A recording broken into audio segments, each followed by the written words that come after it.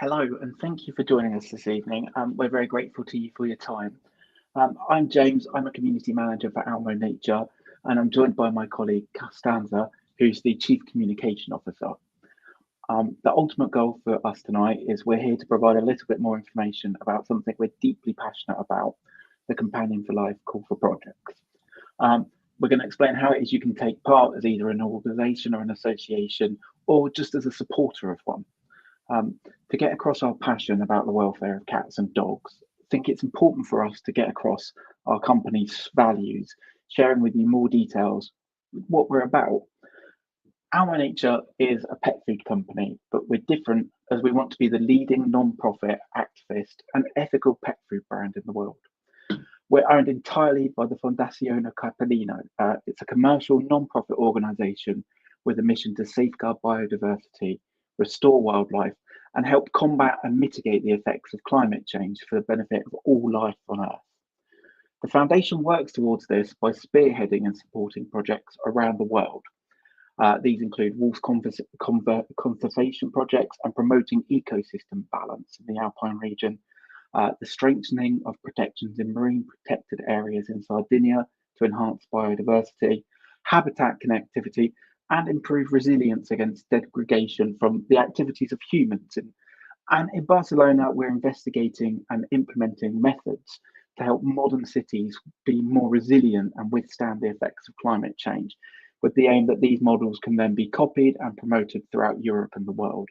The Fondazione Capellino and the projects it implements and supports are entirely funded by the net profits created from the sales of Almo Nature pet food.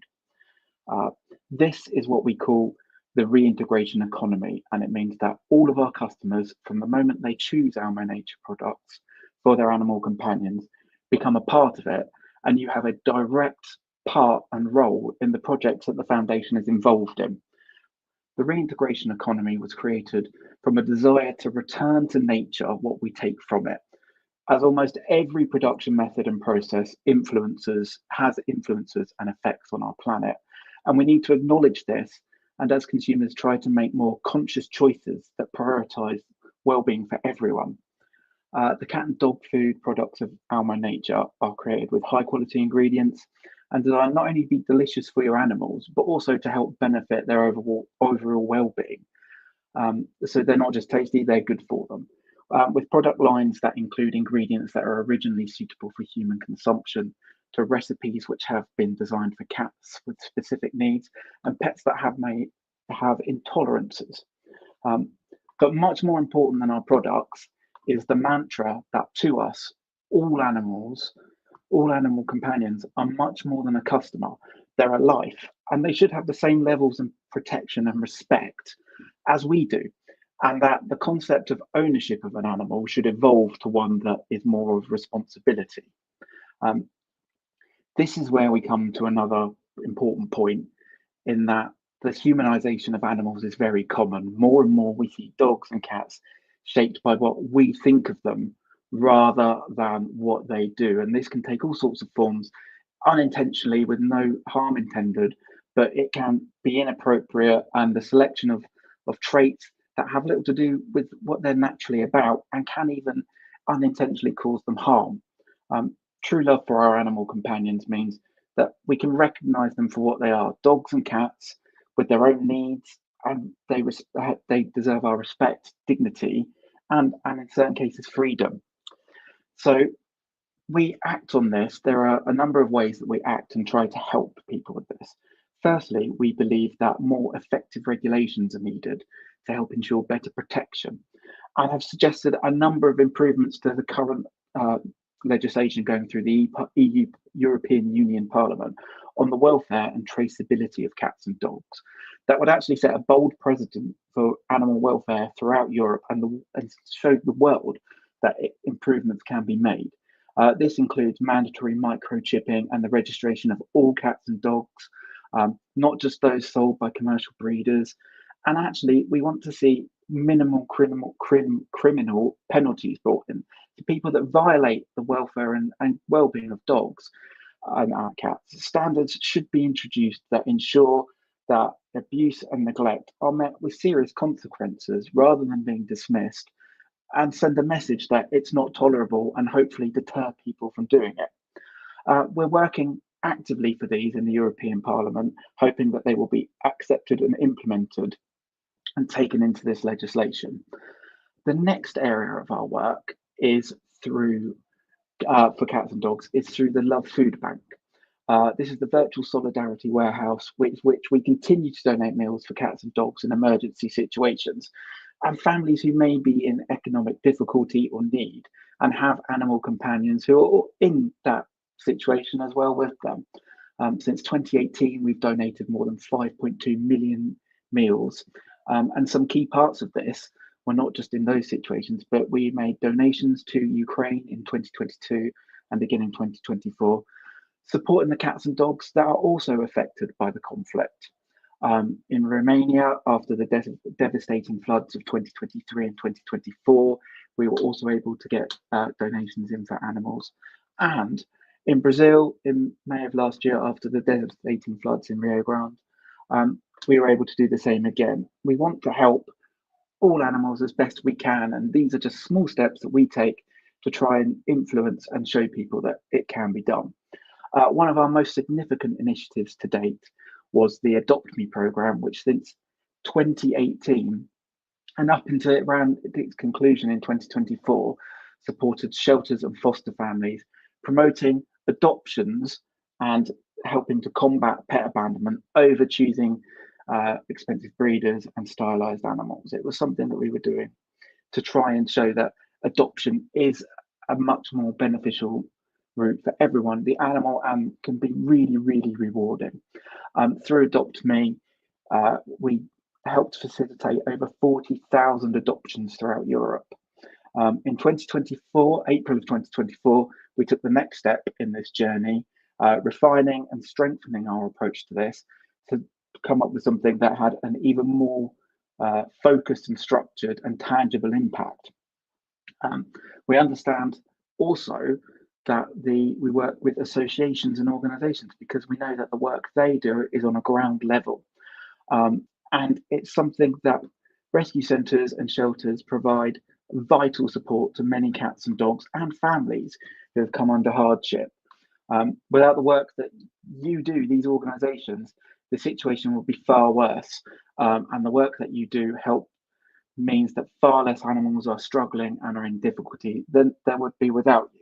So it's only through the vital impact that you have that we can do other initiatives like this.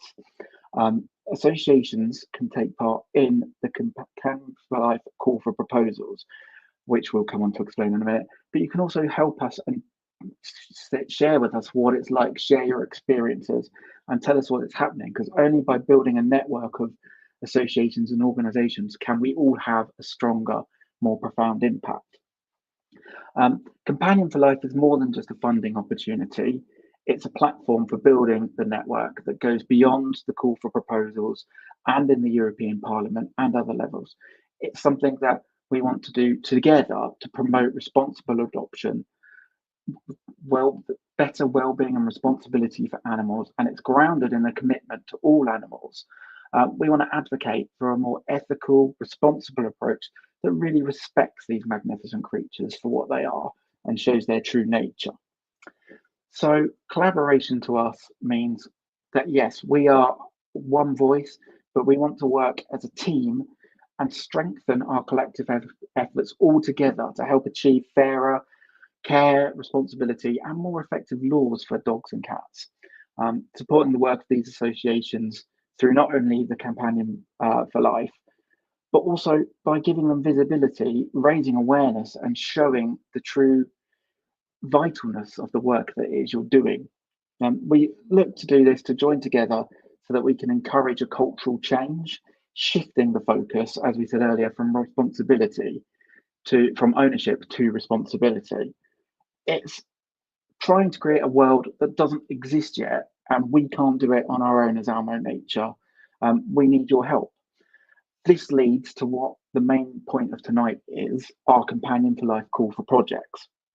Some of you may have heard a little already, so we're hoping that we can share more details and kind of give you far more information so you can make a decision on whether it's something that you'd like to take part in.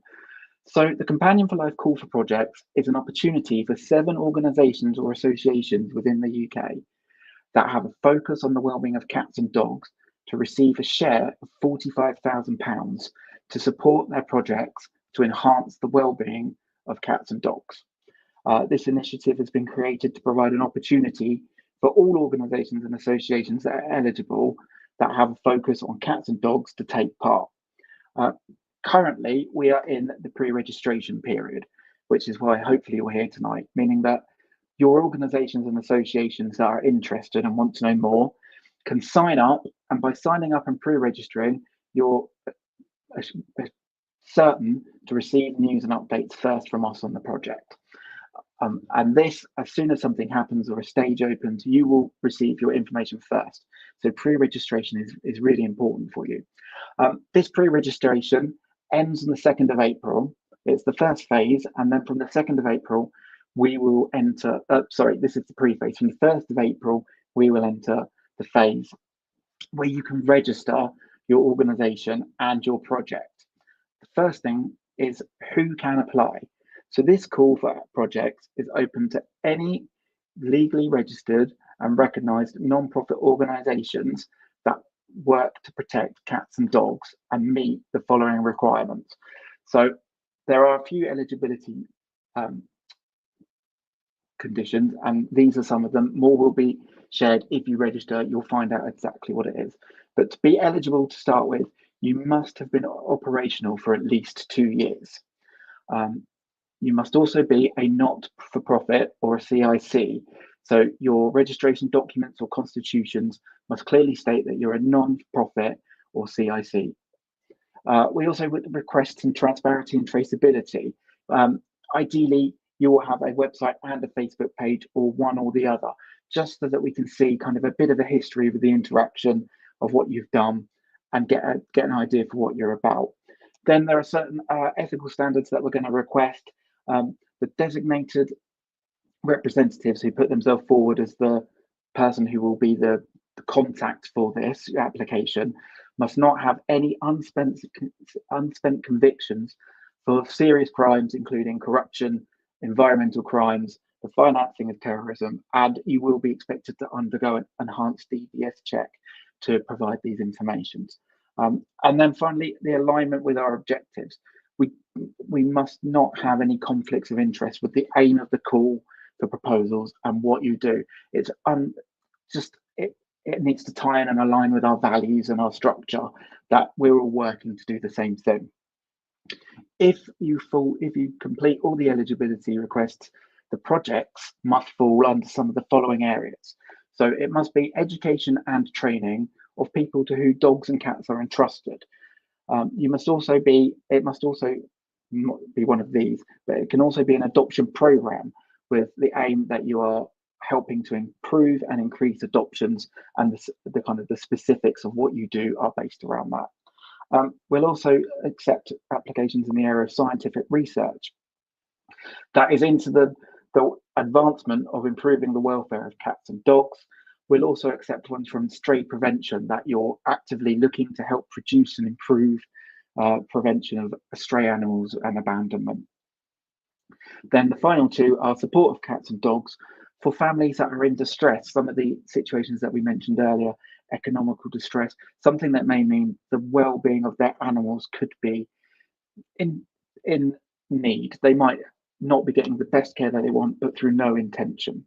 We're also supporting applications from unique identification. So people encouraging that dogs and cats are registered from birth, as is required in certain areas with microchipping, just so that dog or cat is traceable, and the people that are due to care for it and responsible for it are registered. So in the event of the abandonment or anything like that, we can actually trace and find out and see why, and if needs be, they can take further action. And then the final area that it needs to fall within is the creation of a single European register of breeders. So that's just making sure that we know who everybody is and that there is accountability. And then there's 2 areas. Your project must fall under one of the 2 areas that is achievable.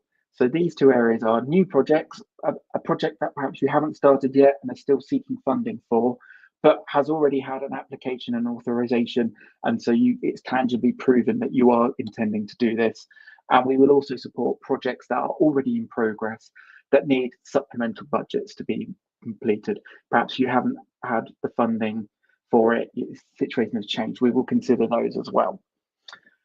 If you fall into any of these, we request that when you register your project, you provide as much information as possible with all the mandatory documentation that we request. This is vital for us to show that you are giving us transparency, and it will also help make the process more concise for us. The more information we have, the better decisions we can make. Unfortunately, any submissions that do not include all the required information or documentation cannot be considered, and they will not progress. So there's quite a lot to take in there. If I show you the website, it is all here as well. So if there are any uncertainties, and we'll take questions at the end as well, you can check yourself on the Reintegration Economy website. So that is the first bit of information, that pre to phase one, when you can register your project. Phase one will start on the 2nd of April and run until the 3rd of June. And at this point, you can submit the details of your project, and you will receive a confirmation that we've received it. And then that will be submitted once the deadline of the 3rd of June passes. It will be submitted to our panel of international experts, some of which are independent international experts, for a review. But we'll explain a bit more of that on the next one. So after that phase is closed, we will enter phase two, which will begin, as I said, as soon as the deadline passes, and this will last until the 17th of July 2025.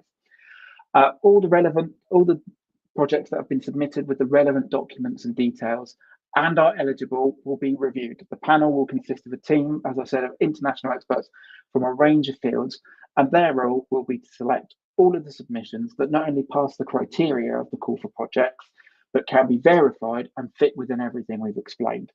The screening process includes what we talked about earlier, the transparency and credibility of the proposal. We just want to verify that everything is correct and that it aligns with our values and will have a positive impact for cats and dogs. We will also look at the consistency of the project with the objectives, so that it aligns and it does actually fulfill what we are asking for. And then the final one is we will check the feasibility of this project. So just that we believe that you've provided information that it is achievable and it will have a tangible effect once it's completed. Then this leads into the third phase, which will be all of the selected projects that have been considered eligible and successful will then be published and shared on the Reintegration Economy website, allowing registered members to vote for the project that they wish to see awarded a share of £45,000. This voting period, we will be here to support you. We will have materials, advice, and things like that. So you can share this with your community and say, we are eligible for this, and we need people to register and vote and help us. Obviously, the more that we can help you, the better it is about raising awareness for your project, awareness for your association or organization, and awareness for what it is that you're doing. And hopefully through those combined, we also raise awareness of the fact that through Companion for Life Call for Projects, we want to have a tangible difference. We want our voices to be joined, and we all want to achieve the same thing. So hopefully it is a positive experience for everyone, and we can achieve better awareness and hopefully changing mindsets through this. Then phase three, the voting phase, will start on the 18th of July and last until the 16th of October. As I said, this is the period it seems like a long period, but it will pass quickly, and we are here to support you. So if you need assistance with us providing you some materials, whatever is eligible and as part of the support pack, we will provide for you. You will not be on your own. The projects that are successful are voted on, the deadline will pass and it will close on the 16th of October. All of the final projects that have been part of this will be notified and informed of what's happening. Now, the way that the funds will be allocated to successful business organisations are: the first place will be a maximum grant of £11,000. The organisation or association that comes second place will receive a maximum grant of £9,000. The third placed organisation will receive a maximum grant of £7,000. The fourth place will receive a maximum grant of £6,000. The fifth place will receive a maximum grant of £5,000. The sixth place will receive a maximum grant of £4,000. And then finally, the seventh place will receive a grant of maximum of £3,000. The winners will be announced on the 20th of October, and these projects will then receive the funding from the list that I just read through, and it will be divided into payments that are to be, it'll be a third of payment. We'll check things and do things and just do some due diligence to make sure everything is correct. But that is the amount of funding you will receive. And that's kind of the public vote will be the important bit, that is getting your followers and also raising your name and information to people that may not be aware of you. It's very important that for your organisation to get awareness and help change mind and bring people maybe that are within your community or area that may not know about the work you do and the project you're doing, so that they can interact with you themselves. Having said all of that, I can only add that pre-registration is already open, as I mentioned at the start, and it is important. I think it is important to register now so that you can be one of the first to receive all the updates and information. You can wait for the official applications to open and submit it then, but we highly strongly suggest that you do so beforehand, just so that you're ahead of the curve and you know everything that's going on. And also, if you're not an association or an organisation and you're watching as part of someone that wants to let them know, share this with them and let them know. If they need to get in touch and they need any support finding out, we're happy to answer any questions, which hopefully we will do it shortly as well. The benefits of pre-registration are that you will receive all the updates and reminders about deadlines. You can start accessing the information that you need straight away and be prepared for your application. And you can also start planning. You'll know the deadlines well in advance, and you can put that in and start making kind of progress. Pre-registration is essentially the first step to making sure that you don't miss out on this. So we would highly recommend it. Thank you very much. We'll now go through any questions that we've had. This is from Sarah Butler, would we be able to register for a spray campaign for Freedom Animals Romania, which takes place in Romania, but we're registered? So you can apply to register for the country that you're in. So if you're operating in Romania, but you're registered as a charity in the United Kingdom, you would be registering as a company, as an organization in the United Kingdom. If you were operating in the United Kingdom but based in Romania, that's not a country that is taking part, so you wouldn't be able to register. But in these circumstances, yes, you can. We'll just look for any more questions. No, but I'm happy to take people. I mean, if you visit the Reintegration Economy website, everything I've said is summarized here. Any questions, you can contact us as well. Let's do that. There is an application form. So if you're not sure, perhaps this is for you, or you want to ask some questions, you can reach out and let us know. That's no problem at all. And I think James, I have already answered to a question on YouTube asking if the registration would have been available, and of course the reply is yes, the registration will be available for sure after yes. Yep. I mean, thank you. You can register, and you can pre-register now, which is the best way to be kept informed and know all of the details. But pre-registration is key. You can wait until after the beginning of official applications on the 3rd of April, but to be prepared and not miss out if anything should happen and you don't know if there's an update or information that is going to help you and your project, you will get that through pre-registration. Once you've submitted your project, You will also receive updates, but pre-registration is probably the most important thing you can do. Will this be available online after the chat? I believe so. I believe these are all stored, and you can come back and watch them at any time if there are any questions. And you can contact us through the website if there are any questions that we haven't covered in this. And that's to Debbie. And then I think that's all the questions that I can see. And also, I mean, the foundation, you can check out the Fondazione Capellino and Almo Nature on Facebook and Instagram. We are posting updates and stories so that any information that you've got questions about, it's not just the website. We are approachable through the Almo Nature website, which you can see here, and also through Facebook and Instagram.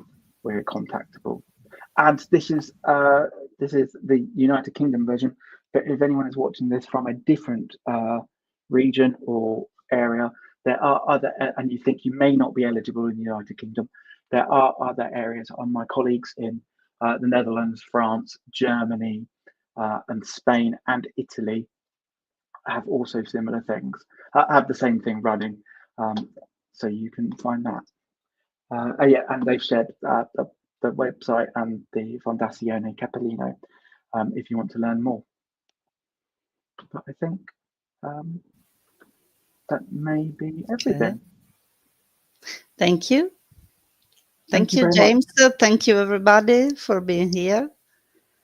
Thank you for your time. Bye-bye. Bye. Ciao, ciao.